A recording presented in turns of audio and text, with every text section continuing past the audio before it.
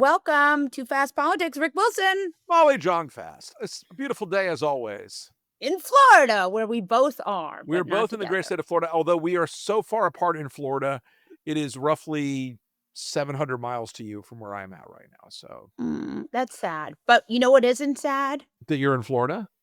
No, I don't care. What isn't sad is that Donald Trump may be sick of winning. I think he might be sick of winning. We got to start with DOGE. We got to start with DOGE because I was told that DOGE was going to create trillions and trillions of dollars in cuts from wasteful government Mhm. spending.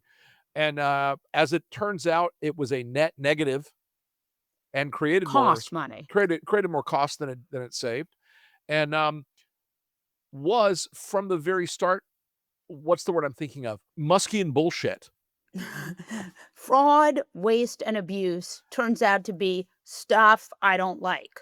Correct. Turns out to be I have an aesthetic dislike of X, and Yeah. therefore I'm going not the social media platform I refer to as Twitter, X being any subject that he doesn't like, anything that's woke. And Or because of his hatred of the woke, he wanted to slash things that included words like justice, equity, climate, bias, the usual things that trigger the MAGA. And in doing so, he cut a lot, but none of it stuck in the end because he couldn't find the quote unquote massive government fraud from the libtards. This doesn't exist. Right. And part of what I think is important to mention here is that he did cut USAID, so Yeah. hundreds of thousands That's his big win, by the way. right, of children and women Where starving people to are starving death around the globe now. because of Elon Musk. Be so proud, Elon. Be so He proud. he also cut some cancer research, that kind of research that is so important. He cut a lot of that, but he also cost money, and you know how he costs money. Yep. Can you He cost money explain? by firing people who legally couldn't be fired. He cost money by stopping things that had to be restarted. He cost money across the board. Yeah. He's out of the White House, so he was allowed to come back for the MBS crime family dinner. Can we talk about that dinner? We haven't podcasted since last Sunday together, I and know. It's been a sometimes I minute. want your takes on things. I'm happy to provide the take on MBS. Once again, Donald Trump proved he asked himself like, okay, I know I'm going to invite a guy who cuts up people with bone saws to the White House. How can I make it worse? Oh, I'll invite Elon. How can I make the world even suck even harder? I'll bring Elon. But so Elon was there, Tim Cook was there, all the sort of captains of industry, Tim all Apple. of them.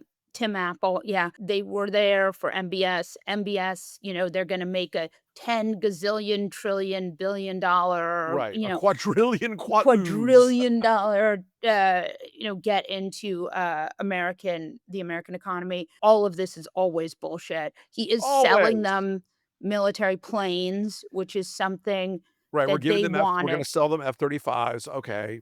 Is that It's a very good Israel plane. No, wanted no, it's a that? very, very, very effective airplane, but it is also just one more example of how Trump's impulses are that of a huckster in a flea market. Right. He's not trying to really look at American national security or international security. It's always like, I want to make the sale. Hey, Sheik, what does it take to get you into this cream puff today? So, I want you to drive this F-35 right off the lot there, I MD. wanna I wanna talk about why DOGE is being disbanded, though, for a minute, because I assume it's because they've just lost interest in it, which speaks to a little bit of, like, how this entire government is working. I will give you another explanation also, though, I think that is somewhat more telling. I think they got most of what they needed already through Project 2025 and Russ Vought, Right. and With the so clawbacks, you mean, right, and so pocket rescissions. right, and so Elon's plaything doesn't have the same sort of cachet it had, and they're getting away with all this other stuff without the kind of pain in the ass of something associated with Elon. Yeah. It makes it easier to sell as a political item than it would have if Elon or even the word Doge was still attached to it. Okay, now we're gonna have Jesse come back on because he is the Scott Bessent whisperer of this He podcast. is. He loves the Scott. He He loves loves the Scott Scott Bessent. Bessent news. Many of us Uh, find him to be a low affect, boring old white guy, but not Jesse. Jesse loves him. Jesse, please play the Scott Bessent clip. 30th, because that's the point of my editorial, is to put the Senate on notice that the Democrats kept the government shut down. And Ezra Klein in the New York Times took the mask off. He said this wasn't about health care. This was about stopping totalitarianism. The Democrats haven't been able to stop President Trump in the courts. They haven't been able to stop him in the media. So they had to harm the American people. 1.5% hit to GDP, 11 billion dollar permanent hit. They don't care. So I believe that Senate Democrats, if the if Senate Democrats close the government again, that Senate Republicans should immediately abrogate the filibuster. You should ask Senator Klobuchar whether she will adhere to the filibuster and whether she will close the government again. Just yes or no, though. Do you acknowledge that this you don't have to vote? We will see. Can have them on January 3rd when we see this bad Democratic behavior. Bad Democratic behavior. He does Naughty not like that. Democrats. Oh, how dare you Naughty, shut down the naughty. government. That's how Oh, dare wait. you. Oh, wait. What I like about Scott Bessent, and this is a question for you, is besides being completely charmless, he is also just not a very good communicator. Discuss. No, he's terrible on television. Look, he's a guy who comes out of that Wall Street private equity banking universe, right? And maybe he's okay at reading a slide deck in a quarterly meeting, but he is not convincing anybody right now that, oh, yes, it's the Democrats who shut down the government. Literally no one believes that. Yeah. Even the Republicans know who shut down the freaking government. So this whole thing is like, it's Scott Bessent's got a weak hand to play, but he's also a weak player at playing that hand. I think that's a really good point. It also is like, if you just look at the stock right now, the Republican stock, Sure. it's bad. These senators do not, Trump is polling the lowest he's ever polled in either of Correct. his admins. Correct. Like, there's no, they got There's no shellacked. uplift for Trump world right now. It used to be that you could rely on 35% of the Republican base was going to stick with the Republican Party no matter what and all that. Well, now they're feeling a lot less sanguine about Donald Yeah. Trump, and they're feeling vastly less sanguine about voting for Republicans. We're seeing this number of voting intention for Democrats just rising and rising and rising. That's not happening because people have confidence in them. It's happening because people have no confidence in them. Right. And I also think you have a moment here where Thune has already said they're not going after the filibuster. He was like, no. Nope. And you're Correct. seeing other state legislatures saying they're not going to redistrict. Republicans are saying no. Marjorie Taylor Greene, which we'll get to in a minute. I was Republicans gonna are say, yeah, happy let's to let say no to Donald Trump at every place. So why is Scott Bessent coming in at the 11th hour with an enormous ask? listen, Scott Bessent and Donald Trump. One of the things Trump has never been good at is like understanding deeper policy ramifications of things. But sometimes he'll get something in his craw and he'll say, I'm gonna harp on this one thing. I'm gonna lay down on this one thing. And that's what the filibuster is for him right now. It's like, oh wait, is there a secret trick I can use to fuck things up? I'll use the Right. filibuster. And and right now, that ain't gonna work. It's not there for this administration to have the number he needs. Because listen, I can tell you, there's one guy in the Senate who will literally be pulled out dead feet first before he gives up the filibuster, and that's Mitch McConnell. Say what you will about Cocaine Mitch, he has not ever blinked on that subject, and he's done some tweaking around the edges on it over the years. But with Trump involved, this is also Mitch's last fuck you to Donald Trump. Right. And he's going to hold together the Collins, Murkowski, Yeah. Lankford, blah, blah, blah, mini coalition because they all understand the danger of it. Now, there are also some other more MAGA Republicans who also get that if you undo the filibuster, then there's going to come a day really soon where the Democrats have the Senate and they say, oh, you wanted to get rid of the filibuster. That's what you told us. So we're Yeah. happy to oblige, and here we are, and that will Universal healthcare, universal right, pre-K, right, universal right. abortion, Free trans reassignment surgery in churches, birth whatever the hell it control, is. free birth control, yeah, Right, the whole thing. right. We're gonna talk about your favorite member of Congress now. My girlfriend? Marjorie Taylor, space lasers, QAnon, welcome to the resistance green. I gotta say this. This had every possibility that it was just her playing a sort of MAGA prank, but she pulled the trigger on Friday night. She came out and said, "Nope, I'm out. I'm done. Not playing the ball game anymore. This is it. I've had enough." Yada yada yada. And you know what? I don't think she's done with politics. I think she's going to run again for something, Mhm. but I think she understands that MAGA is a declining stock, a declining power in the country, and as Trump declines further, he'll become more dangerous and it will cause more damage to other people who have been in that circle of Republican politics. If she's looking to make a future for herself, then we are going to see her as the alpha character of this Yeah. exodus from MAGA, not the final. No, I agree, and it's funny because I have, like, one very MAGA person I talked to, he said he could not believe what a "fuck you" that video was from Oh, Marjorie it Taylor was Greene a to Donald Trump. solid fuck you. It was a And fuck you with bells on. tell us why. Look, she said the most important thing in that video, Molly, was she came right out and she said, "The president told me he was against the elites, but he sides with the elites." Mhm. That's a fundamental message inside of MAGA that Yeah. is honestly, that's where this started back in 2015. I'm gonna drain the swamp. I'm gonna be against the elites. I'm gonna stop the powerful and the wealthy from screwing you over. She said it right out. He's not on our side, folks. He's with the other side. I think that is just a devastating critique of Trump. Yeah. I think some folks in MAGA thought she was gonna throw a little hissy fit, and then that would be that, but she didn't. She went much Yeah. further. She went much harder on Donald A Trump. and she did say in her resignation, her four-page resignation Right. letter, he Which struck me as sides long for a MAGA thing. That's I mean, he how much do you sides really how much are you really gonna read?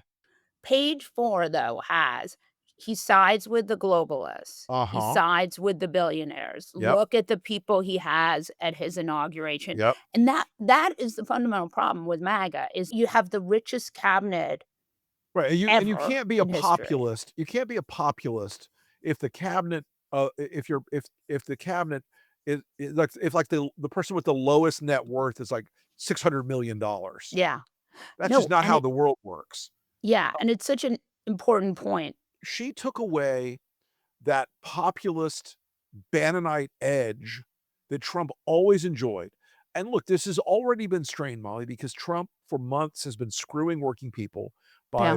holding up on these tariffs and continuing like stacking the deck for Elon Musk and Jeff Bezos and God knows who else, but not ever producing anything that's helped middle class voters. Yay, record stock market. Okay. Yeah.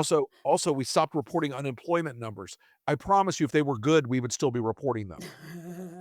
Well, I think it's important to remember that Trump fired the head of the Bureau of Labor and Statistics, and we never heard about it again. Well, and that is I will cast some of that responsibility on our very stressed out media in this world The because 10 people who still right, report. the 10 people who still write about economics. I don't know about you, but it feels to me like there's a growing realization that something bad is coming economically, and we're just like trying to agree to like not talk about it.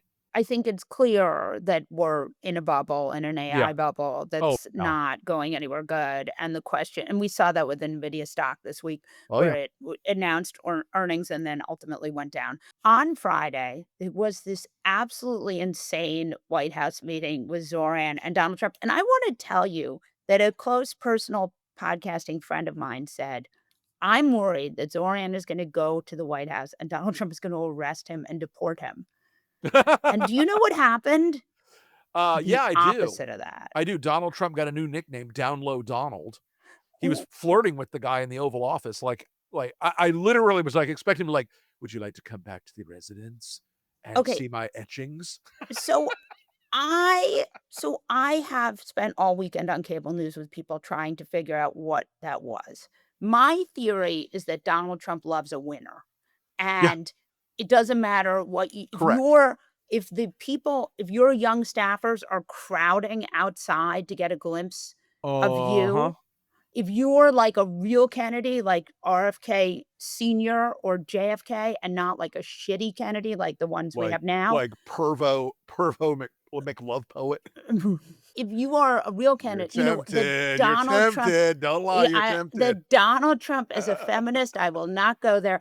The Donald Trump has he is not immune to the charm economy of which he is a product of. Donald Trump was flirting with him. He and Yeah. Zoran were in that office, and Trump loves somebody who's good on television.